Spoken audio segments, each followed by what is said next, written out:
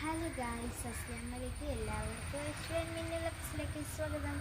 അപ്പോൾ ഇന്ന് ഞാൻ വന്നിരിക്കുന്നത് എൻ്റെ വീട്ടിൽ കോവയ്ക്ക വറക്കുന്ന ഒരു വീഡിയോയുമായിട്ടാണ് ഞാൻ വന്നിരിക്കുന്നത്.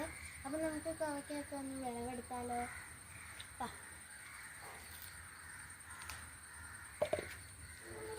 നല്ല ഫ്രഷ് കോവയ്ക്ക നമ്മുടെ വീട്ടിൽ തന്നെ നട്ട് വളർത്തി